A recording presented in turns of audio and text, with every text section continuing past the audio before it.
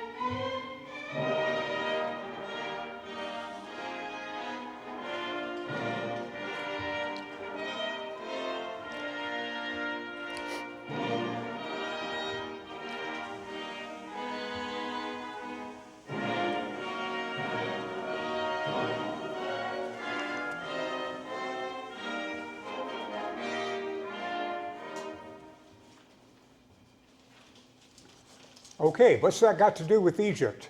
Napoleon? Not Napoleon, although he did pay Egypt a visit. How about... Isn't that the March from Aida? It is the March from Aida. Giuseppe Verdi wrote an opera about Egypt, and it was written to celebrate the opening of the Suez Canal. So the connection is there. We'll look at this part of the world now a couple of announcements. 2 weeks from this one, the week after next, this group will be meeting downstairs in the, what's it called? The studio. They're going to be doing some work in this room. So we'll have a different location, equally comfortable chairs, and equally good cookies. So that's the important parts. Another thing, this coming Thursday night at the Urbana Library, 6:30 p.m., the East Central Illinois Archaeological Society will be giving a talk. They have a regular third Thursday session there. This one will be a look at northern Illinois, the Pecatonica River. Does anybody know if I'm pronouncing that right? But the archaeology of that area from about 5000 BC. So we're quite a bit earlier than Egypt, although archaeology there goes back that far. History only goes back to 3000 BC. But Urbana Library, 6:30, interesting archaeology, and some interesting other talks coming up once a month after that. Okay, those I think are the main items now. Other things of interest, the OLLI program, as it now seems, is open to people under 50, exclamation point. I think one of you here asked about that last time, but they've made a small policy change. They do have that. They have a quite interesting batch of classes, everything from yoga to science to a bunch of various history titles, including the one I'm doing on the English Civil War.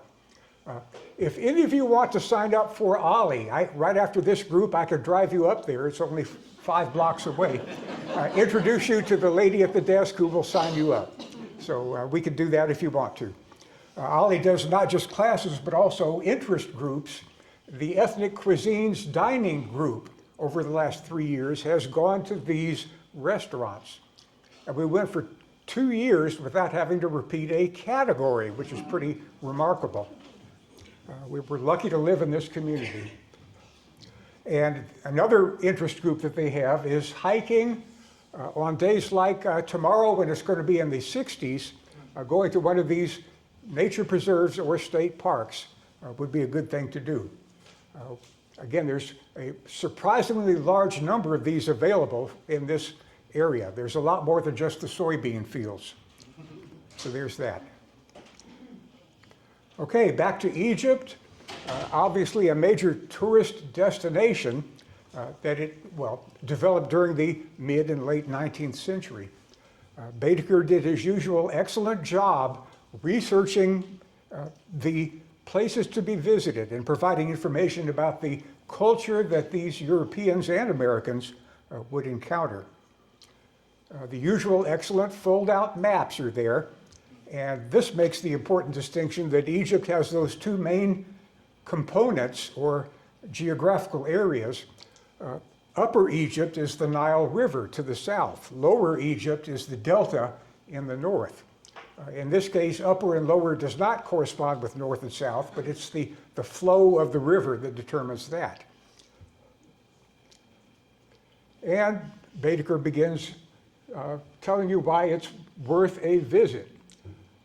High natural attractions, along with the monuments, there's the culture, the oriental climate, in January, February especially, the exuberant fertility of the cultivated districts contrasted with the solemn deserts, and an interesting and diverse population.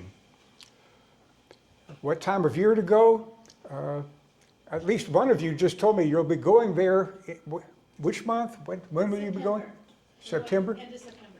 Okay, well, November through May is, according to Baedeker, the ideal period. Air conditioning did not exist in Baedeker's time, so that makes a difference. In other months, again, it describes the situation. January, sometimes February, are distinctly chilly. No adequate heating arrangements, as you can imagine. The key point about Egypt is, of course, the Nile. Egypt would cease to exist if it were not for that river. And the all-important festival that the Egyptians have celebrated for 5,000 years is the flooding of the Nile, which re-fertilizes the soil, or at least it used to before dams were built and fertilizer has come in. There is a bit of history here, and here it is on a single image, which we can skim over rather quickly, but it goes back to roughly 3150 BC for written history. After the Rosetta Stone allowed scholars to decipher hieroglyphics, then the details of that earlier period can be looked at. The history itself, 28-page essay by Professor Steinberg. He was still, when I was a freshman, I got a book on ancient Egypt by him. So he might have been working at, well, before World War I, but he was still productive, I guess, into the 1940s and 50s. The book was in 1963. But he tells you the history of the area, lots of detail, of course. And for the modern history, the key points include Napoleon's visit, General Bonaparte, 1799, trying to conquer Egypt. He also invaded Palestine and did not do so well there. But that introduced Egypt under its Islamic rulers to the modern world. And it definitely began this new era in Egypt's history. Once Napoleon was gone, once the wars were over, Muhammad Ali, one of the two famous Muhammad Alis in history, became the ruler of Egypt. The Mamelukes had been a dynasty of non-Egyptian origin, which produced the ruling element in that country under the Turks. Muhammad Ali, born, I believe, in Albania, a Muslim, became, in effect, the Lord of Egypt, technically governor under the Sultan in Constantinople, but in actual fact, very much his own ruler. Other big event, 19th century, of course, 1867, the opening of the Suez Canal, which transformed the importance of Egypt and made it so much easier to get from Europe to India and the Far East. The canal itself, again, described in a nice Wikipedia summary over there, and provided with its usual excellent Baedeker map.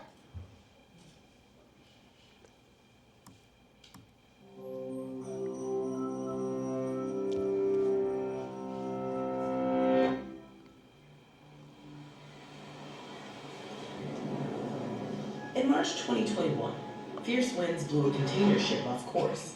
In most places, this would have caused a minor incident. But in the Suez Canal, it was a global crisis. This vessel wasn't just blocking other ships, it was obstructing the flow of international trade through one of the world's most important waterways. The site of the Suez Canal has been of interest to rulers of this region as far back as the 2nd millennium BCE. To move goods between Asia and the Mediterranean basin, traders had to traverse the narrow isthmus separating the Red Sea and the Nile, journeying in camel-bound caravans through the unforgiving desert. A maritime passage between the Indian Ocean and the Mediterranean Sea would bypass this trip altogether, and throughout the 16th century, multiple powers attempted to construct such a canal, but their plans were obstructed by cost, political strife, and the ever-shifting sands. In 1798, interest in building a canal was rekindled, this time attracting attention from across Europe. Over the following decades, individuals from Austria, Italy, Britain, and France pitched their plans to Egypt's rulers. At the time, Egypt was a territory of the Ottoman Empire, which was resistant to these proposals. But Egypt's political and economic autonomy was gradually increasing, and its government was eager to pursue the project. When Said Pasha came into power in 1854, he approved a plan from the enterprising and manipulative French diplomat Ferdinand de Lesseps. Signed in 1854 and 1856, a pair of concessions gave de Lesseps authority to establish the Suez Canal Company and finance it by selling shares to capitalists of all nations. The contracts between Said Pasha and the Canal Company also promised a workforce of hundreds of thousands of Egyptian workers. Beginning in 1862, about 20,000 laborers were forcibly recruited every month, digging the canal in harsh desert conditions without easy access to food or water. Diseases like cholera ran rampant, and workers toiled under the threat of whips. The estimates of those who died during construction range into the thousands. In 1864, the new Egyptian ruler, Ismail Pasha, put an end to the coerced Egyptian labor, but he still pressed forward with construction. Foreign workers from all over Europe and the Middle East labored alongside dredgers and bucket excavators to remove 74 million cubic meters of dirt. This massive population of workers required infrastructure to deliver drinking water and other supplies, giving rise to a flourishing economy of restaurants, brothels, and smuggled goods. Amidst the bustle were born 3 new cities with multi-ethnic populations: Port Said on the northern Mediterranean shore, Ismailia on the canal's middle tract, and Port Tawfiq at the southern edge of the canal. The construction site bypassed the Nile and ran directly from Port Said to Suez. And after years of work, the streams of the 2 seas finally began merging in the mid-1860s.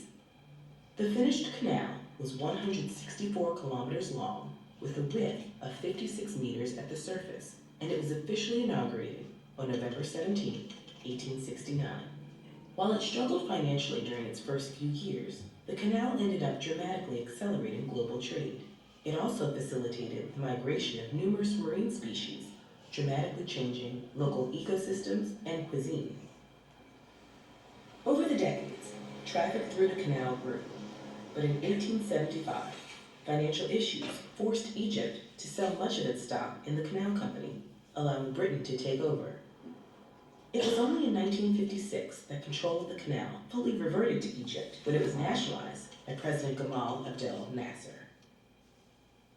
This move sparked a military standoff between Egypt and Britain, France, and Israel. But once resolved, it transformed the canal into a major source of Egypt's national revenue and helped redeem the canal's imperialist legacy. Today, nearly 30% of all global ship traffic passes through the Suez Canal, totaling over 20,000 ships in 2021. However, the incident of the Ever Given is a stark reminder of just how fragile our man-made systems can be.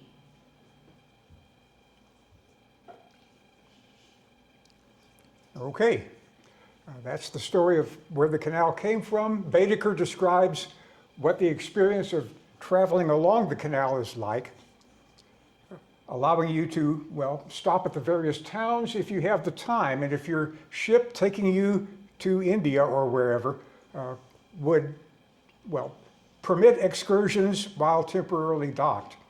One possible excursion might be to the Springs of Moses, described here as a very pleasant oasis.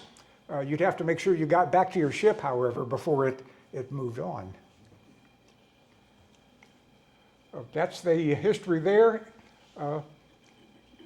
Other big event then, 1881, a military revolution in Cairo, challenging the European dominance there, not succeeding. The British fought the Battle of Tel el-Kebir and essentially assumed control of Egypt with the Khedive, as they called him, the later king, as well, taking orders from Lord Cromer, Sir Evelyn Baring, the real ruler of Egypt during the height of this late Victorian and Edwardian period. He was the dominant personality. Abbas Hilmi, or his successors, essentially, well, rubber stamped what Baring decided on. That was the situation then when this Baedeker was written. This edition of it, 1914, is the one that we're looking at mainly. I do have another edition which I will now pass around. This is a reprint of the 1929 Baedeker, the next edition, and this one has been called the best guidebook of all time, or the best of all Baedekers at least. This one does give a full coverage, as we will see, of Tutankhamun's tomb, which had been opened in 1922. So here's what the perfect Baedeker looks like.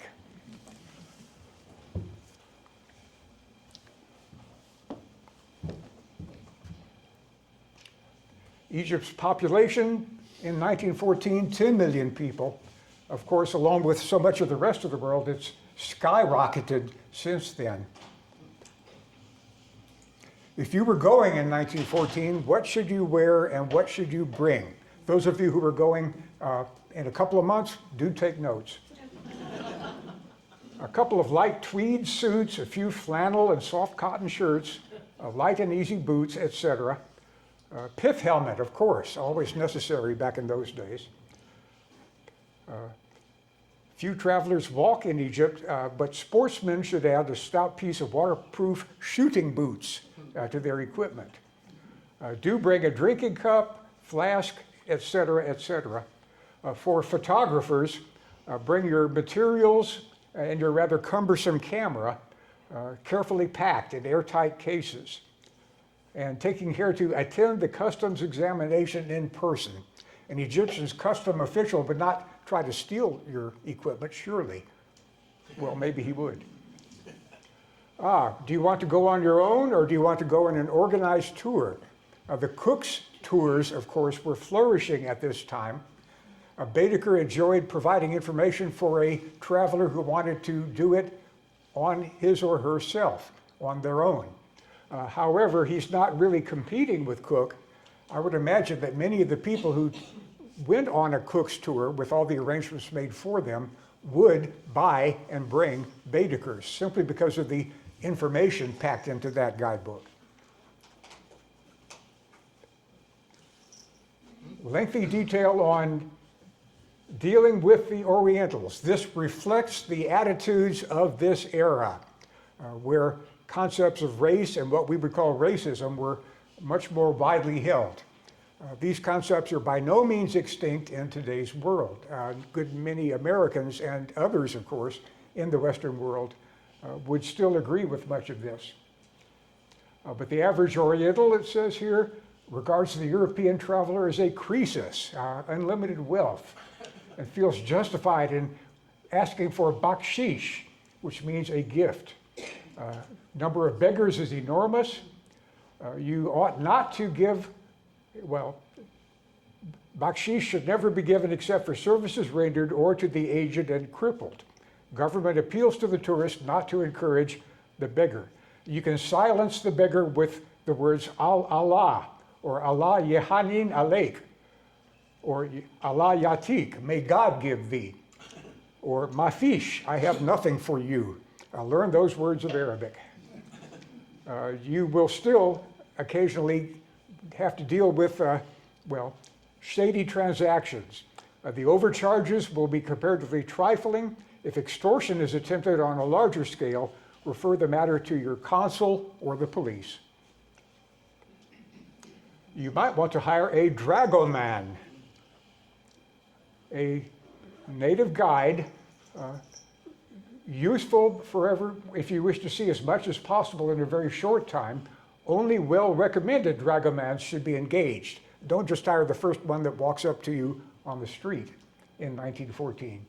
And, insists Baedeker, they must be treated from the first as servants, and all familiarity should be discouraged. They may not know a lot about the history, so that's what your Baedeker is for. What to see in a place like Cairo, things like the Arabian cafes, frequented by lower classes almost exclusively, coffee of course served, hashish available with an unmistakable smell. Storytellers, you'd have to understand Arabic of course to really appreciate them. Still a characteristic Oriental institution, many of them women. The themes, the entertainments are no longer heard of the Arabian Nights, the 1001 Nights, not so popular as they had been. The themes of the whole fraternity are too often of an immoral character. Snake charmers, professionals of course, who know what they're doing. The jugglers are similar to those of other countries. The performances of the buffoons, mohabbazi, are disgracefully indelicate. I wonder what he means by that. This whole attitude is an example of what is now called Orientalism. Ever since Edward Said wrote this book back in the 70s, people have made use of this concept. It's the European attitude that Orientals are, well, certainly different, that's rational enough, but also from the European viewpoint, somewhat inferior.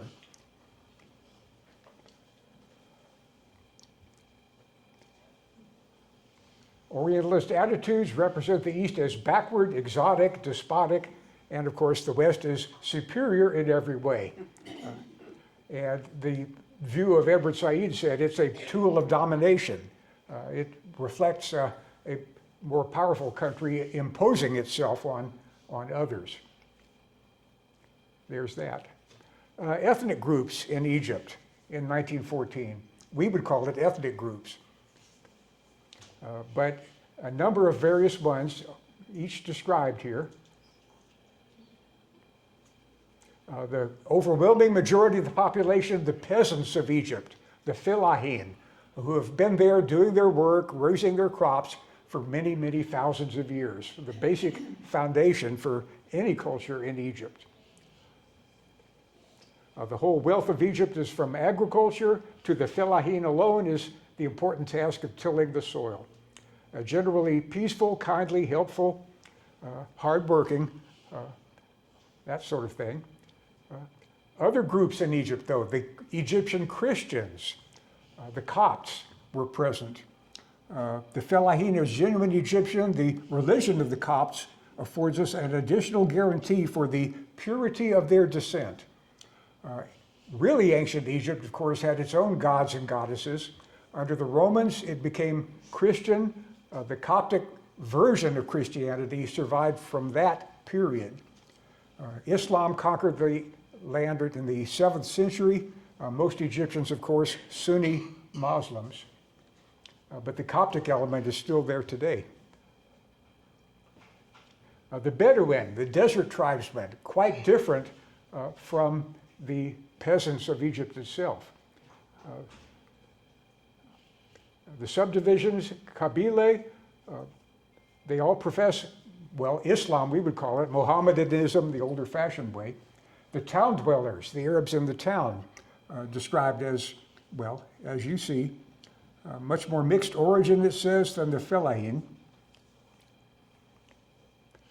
farther south, beyond the cataracts, the Nubians, or Barabra, radically different from the Egyptians. The dislike between the two races is carried to such an extent that Nubians never marry Egyptian wives. And if you go even farther south into the Sudan, as the guidebook carries you up the Nile, you would see the Sudan Negroes described here, well, with these interesting attitudes, originally brought into Egypt itself as slaves, and sometimes treated as family members or perhaps as servants. The Turks, the rulers of Egypt, the dynasty, and a small element in the population was Turkish, but they were not numerically impressive. The Levantines are the people from what we would today call Israel, Jordan, Lebanon, and Syria. That element of population also moved into Egypt. Armenians, excellent abilities, aptitude for learning both Oriental and European languages, government positions, wealthy goldsmiths and jewelers. The Jews of Egypt, an extremely ancient community, almost exclusively found in Cairo and Alexandria. Most of them are from Palestine. Most of them are Sephardic Jews. A few of them Ashkenazic, speaking a German idiom. And of course, Europeans, 147,000 of them, including Greeks, Italians, British, and 521 Americans in 1914. Baedeker has a section describing Islam and does that in a 19-page essay, which we can skip over quickly, but it's interesting to be read. Describing the daily prayers that are conducted and so forth. The street scenes of Cairo gets 2 Baedeker stars, illustrating the whole world of Oriental fiction, producing an indelible impression on the uninitiated denizen of the West. Remarkable things to see for Westerners.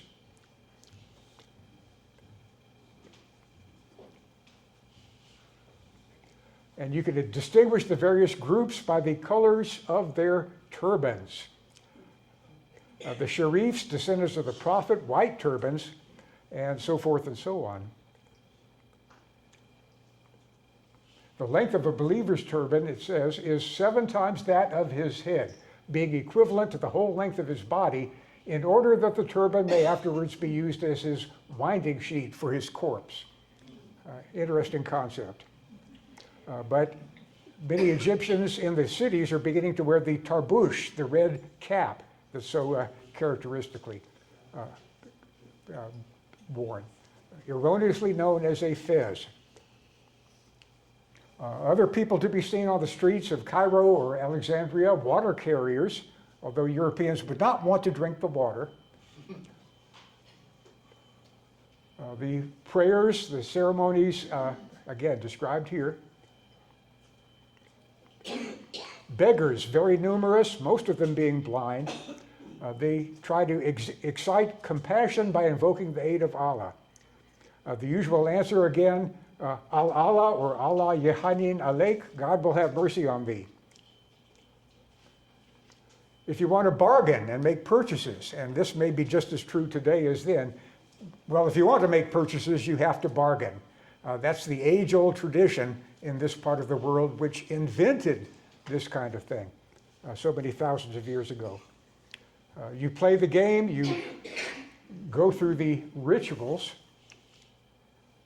The street hawkers often ask 5, 10, 20 times the value, and so don't just say, oh, well, okay. And what to expect when you're haggling? Odds are that everyone back home is going to want a souvenir from your journey to Cairo. And Khan al-Khalili Market is the place to be. A labyrinth of shops where you can find anything and everything you're looking for, from Egyptian cotton to golden camels. And while Egypt has gotten a pretty bad rap for having very aggressive street vendors, you can likely avoid any bad experiences by coming in knowing what to expect. Just say la shukran, which is Arabic for no thank you, to help you keep your cool. And if that doesn't work, you can escape to a shisha cafe.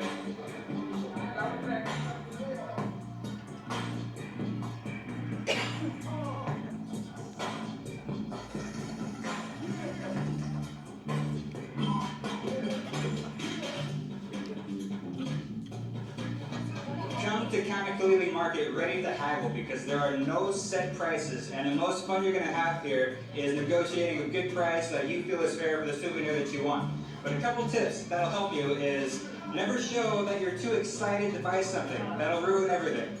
The key, this is exactly what I've been looking for. I've been looking everywhere.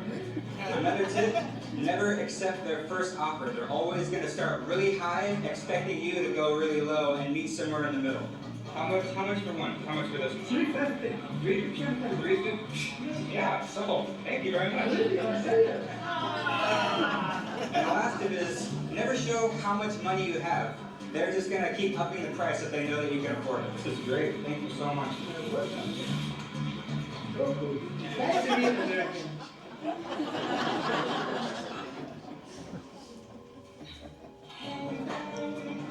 Okay, did you take notes?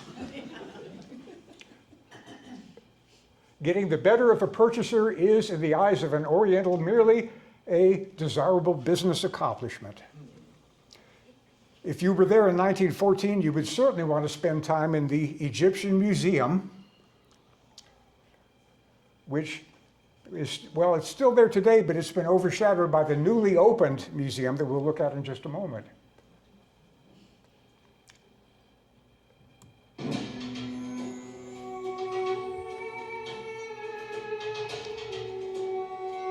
The first Egyptian museum was established in 1835 and houses the largest collection of pharaonic antiquities in the world, with over 120,000 objects which range from the historic era to the Greco-Roman period. This is one of the more creepy things you'll find here. This is an actual baby that was mummified, and you can see they actually put a layer of gold on him.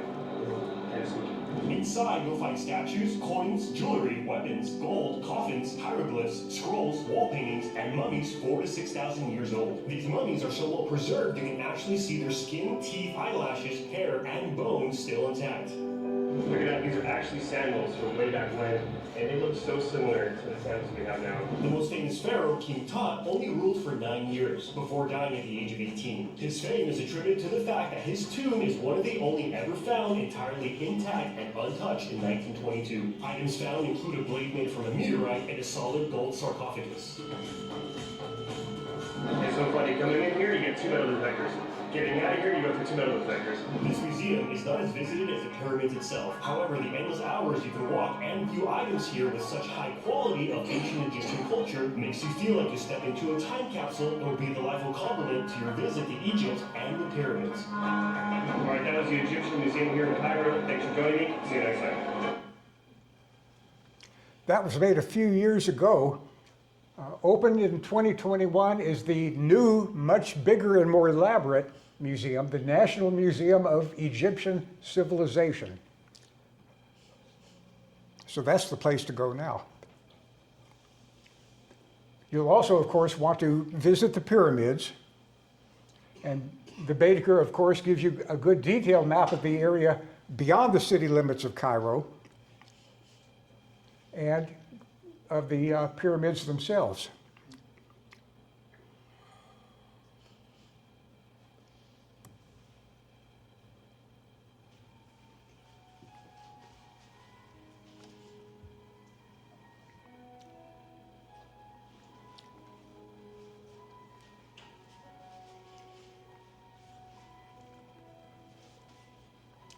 Today, climbing the pyramid is not allowed. It was back in 1914, of course.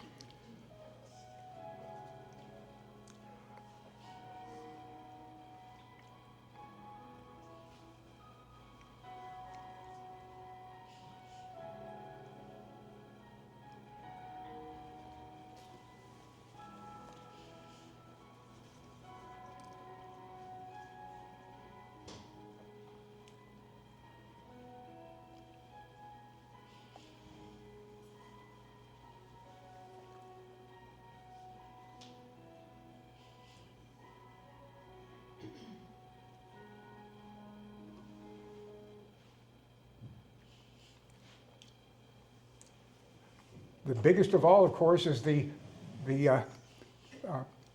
one of Cheops, as the Greeks called him. How to climb it? It's fatiguing, but it's perfectly safe.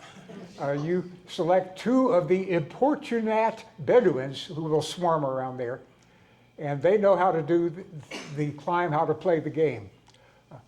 One holding each hand, another one pushing your butt, basically. Each of the steps, each of the blocks, about 3 feet high. The strong and active attendants assist the traveler to mount by pushing, pulling, and supporting him, and will scarcely allow him a moment's rest until the top is reached. If you are out of breath, you have to say, "Uskut wala ma fish bakshish." Be quiet or you shall have no fee.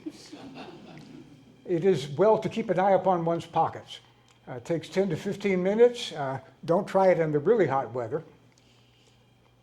And the view from the top, of course, gets Baedeker's 2 stars.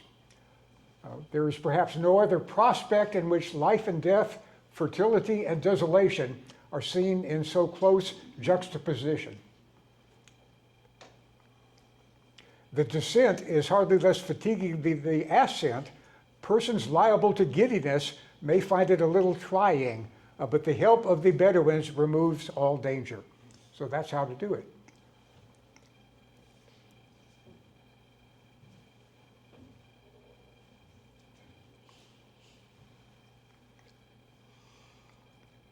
Just a brief glimpse of, well, slightly after our 1914 date, but this is images that would have looked quite similar even a few years before. There they go.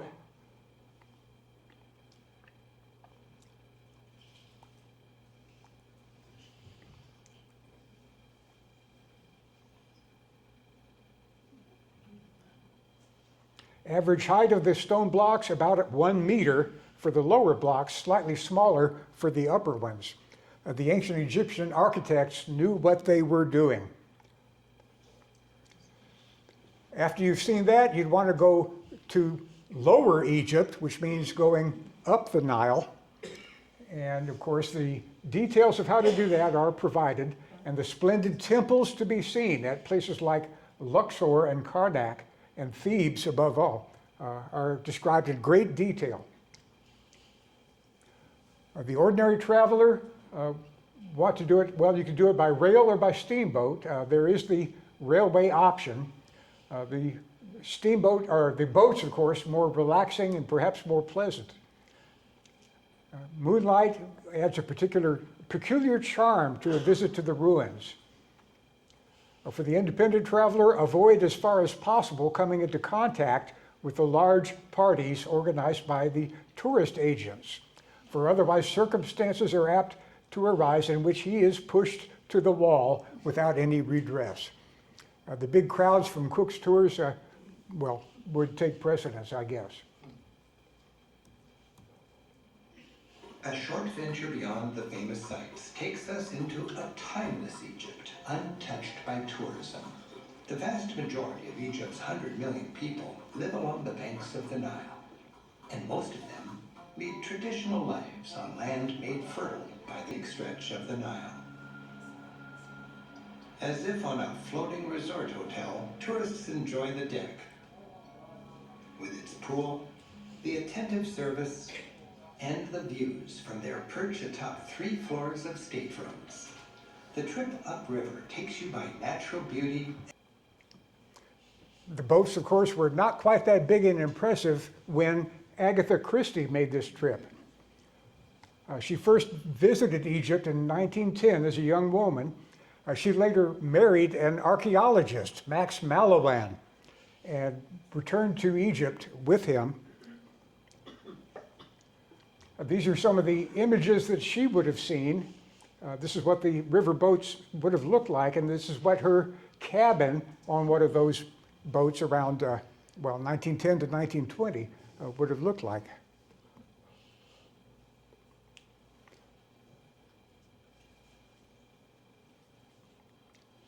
And of course, she wrote a well-known novel out of her experiences.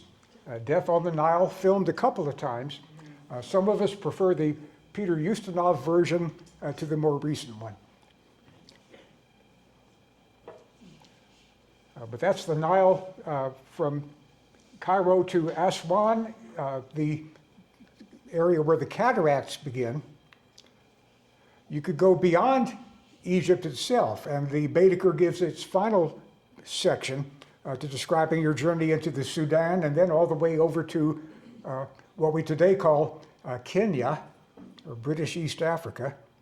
Just a briefer description, though, than for Egypt itself. But if you're going to the Upper Sudan, again, well, you'll find interesting things to see. One category of people who would be most likely to make this journey would be big game hunters. The Sudan, of course, had an interesting history. Egyptians tried to dominate it. Muslim uprising in the 1870s, 1880s, put down by a British and Egyptian conquest, and the Sudan itself, technically the Anglo-Egyptian Sudan. The joint government is official there. The domination of the British in Egypt itself, well, not expressed in the name of the ruler of the country. Khartoum, of course, the big city, the capital of Sudan.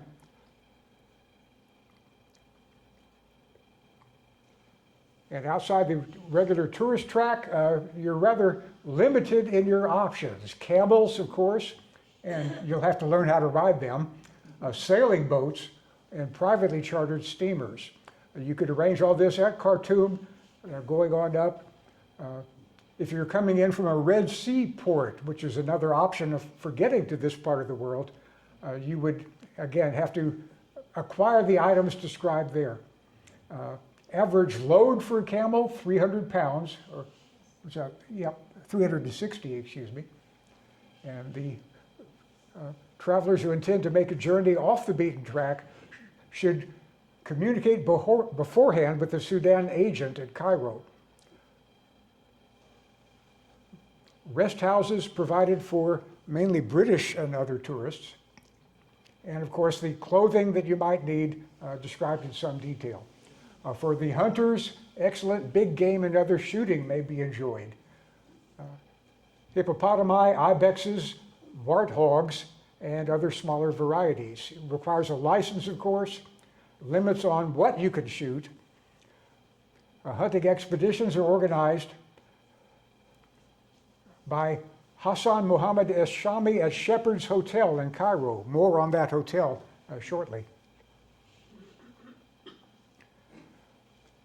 For intercourse with the natives, which to the intelligent traveler is one of the charms of the Sudan, a supply of articles for gifts and barter should be brought.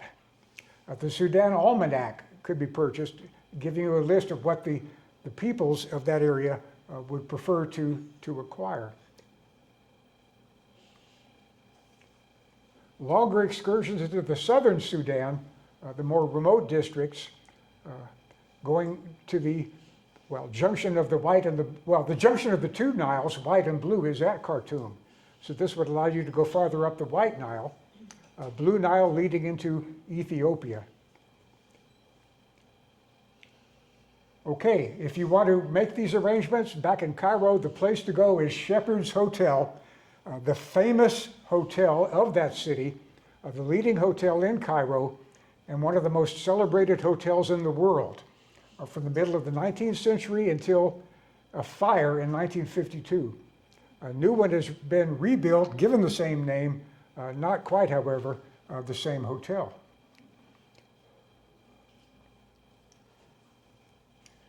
Anyway, that's the 1914 Baedeker. And do you have any questions about all this so far? There's a bit more to be seen. But questions about what it's like to go to Egypt, or was like to go to Egypt back then. Yeah. What was the theory at that time of how the pyramids were physically built? What was the theory at that time of how the pyramids were built? They had pretty much the concepts that we have today. Nothing miraculous about it. Vast amounts of labor, extremely good stoneworking, Woodworking and stoneworking are the two most ancient human skills, going back hundreds of thousands of years. And the skill needed to make the blocks for the Egyptian pyramids is different from the skill needed to make a small artifact in scale and not in its basic essence.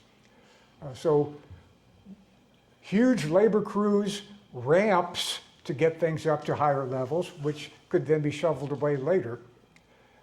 And above all, a obedient workforce responding to the commands of the god king worshipped, the pharaoh himself.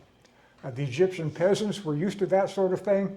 They'd have about half of each year available to be a labor force when they're not busy with their crops. So the details of how to build it, they pretty much knew, even in 1910, what they were capable of and how it was done. Nothing supernatural needed, no space aliens required.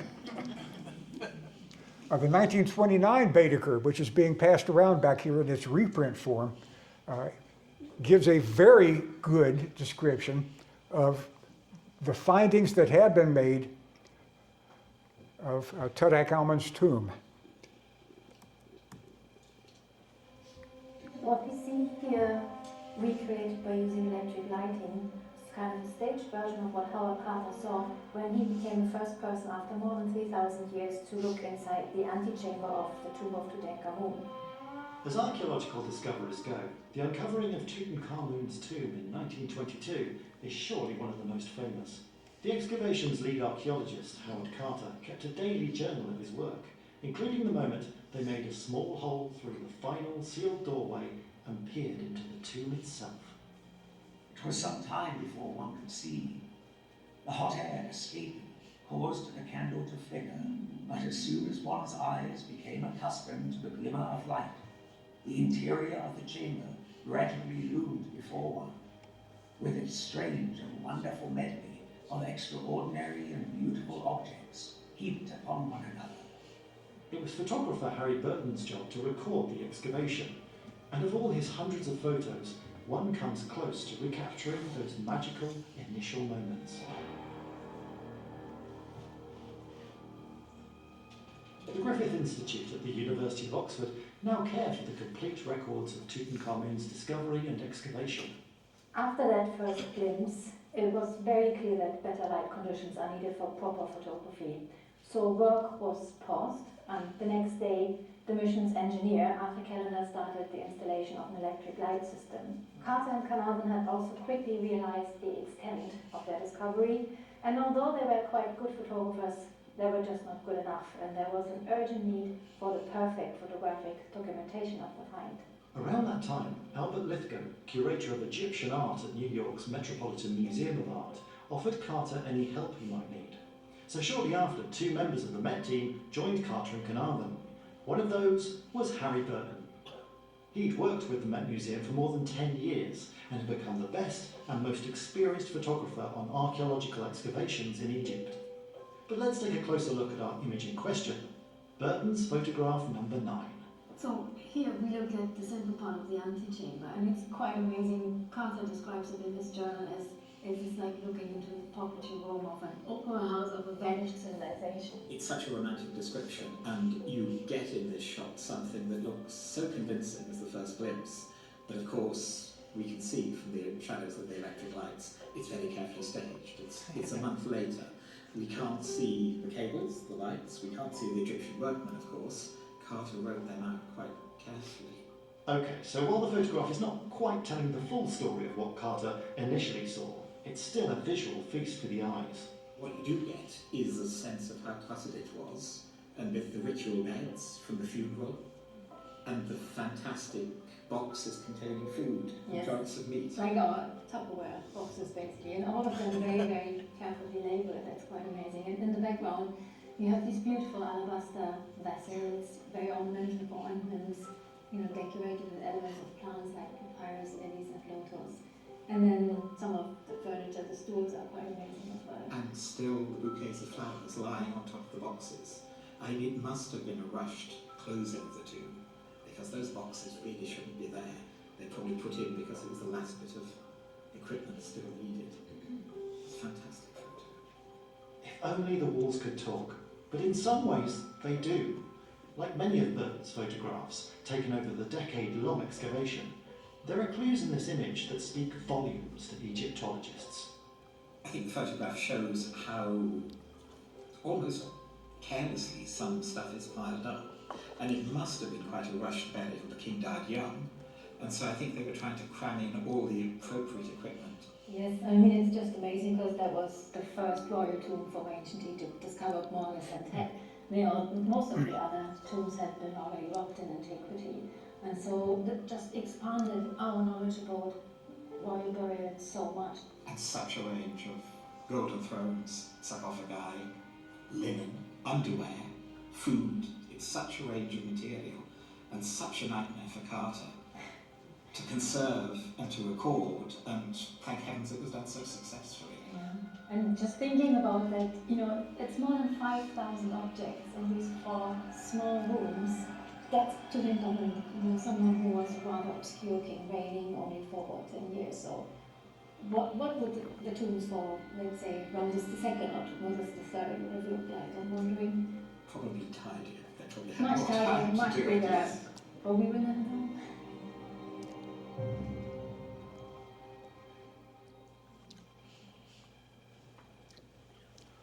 The only reason this is famous is because it's the only one of all the pharaoh's tombs that was intact, never discovered or looted, and jammed with treasures. And the remarkable thing is that Tutankhamun was one of the less important pharaohs. He was a young man, he only reigned for a few years, but his tomb is the one that was found intact. You can only imagine what the contents of the tomb would be for somebody like Ramesses the Great or Tutmoshe or any of those other extremely powerful pharaohs. Tomb robbing is as ancient a tradition in this part of the world as almost as the building of the tombs themselves. You can visit the tomb itself with your Baedeker in hand and take a look at its content. It's not its contents, they would be in the museum, as we're about to see. But you can see what the tomb itself would look like. And then when you get back to Cairo, you would go into the museum, and of course the treasures of Tutankhamun do get 2 stars. The finds from the tomb are on display. And all the items from this, well, they're all, as you can see, described and listed pretty completely. The ones to which Baedeker gives a star, an asterisk, are the ones I'm showing the pictures of here. The chariot body of gilded wood is there. The fan handle covered with sheet gold with representations of the king hunting ostriches. The wooden shrine, lower left, overlaid with sheet gold. The chair on the upper right, the coffin of the king itself gets, is that 2 stars? I think it is. The most impressive single item there. The golden mask of Tutankhamun, burnished gold inlaid with precious stones and polychrome glass. It was placed on the head and shoulders of the mummy of the king himself. Golden pectoral in form of a soul bird, whatever that might be in Egyptian mythology, with the king's portrait on it. Wooden funerary figure, lower left, a portrait of the king, and so forth. Lower right, an alabaster table decoration in the form of a boat floating on a lake.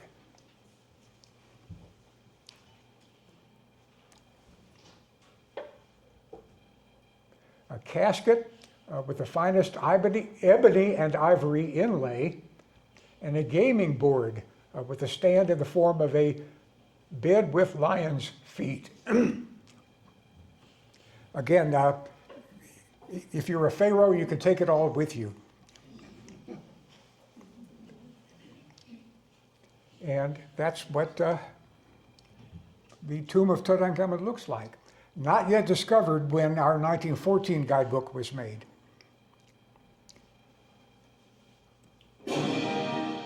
There's a bit more music, but then a couple of more images after this. We have time for it.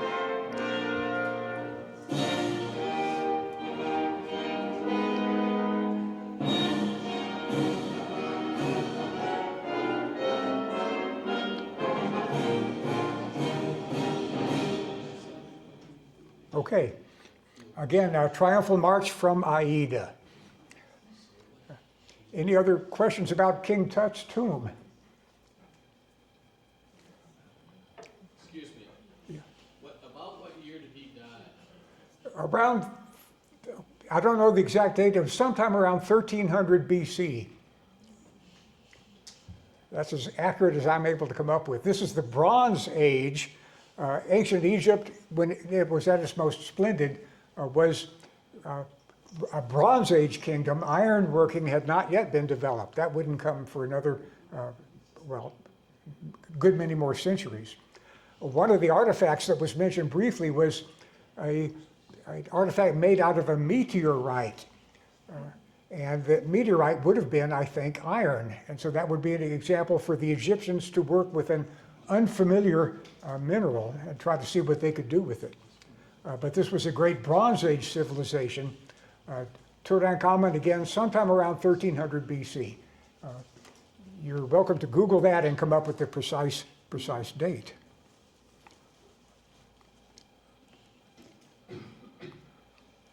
Okay, I think that's all I have. We will be looking at Ottoman Palestine next week. The Ottoman Turkish Empire controlled that part of the world, and the guidebook for that one, 1911, I believe it's going to be, is a portrayal of a land which has, to put it mildly, changed enormously in the period since the Baedeker was written. Any other questions? Yeah. Does the guide give any special instruction for women? Any special instructions for women? Not too much. In terms of clothing, most of the information is for men. There would be a few lines, I think, in each case for female travelers. But this was a man's world, I suppose. Yeah. Where were they getting their gold? Say again? Where were they getting their gold? Where are they getting what? Gold. Oh, gold. There were gold mines in Sinai, for example, and other spots in the desert near the valley itself. The early Egyptians were pretty good at locating mineral deposits that they could work and could use. And the gold mines, worked, of course, by slave labor, were out there to be exploited. Yeah. What are the subsequent weeks' lectures? Oh, what will be our subsequent lectures? Next week, Ottoman Palestine. The week after that, when we move to the studio downstairs, British India. And the final week is the most unusual country of all, the United States in 1909, including Champaign-Urbana.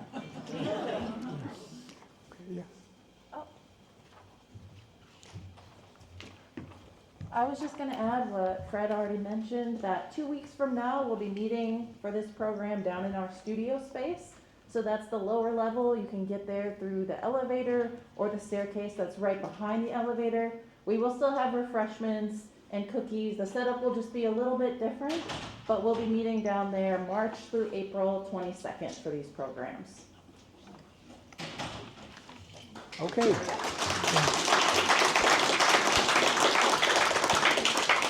See you next week.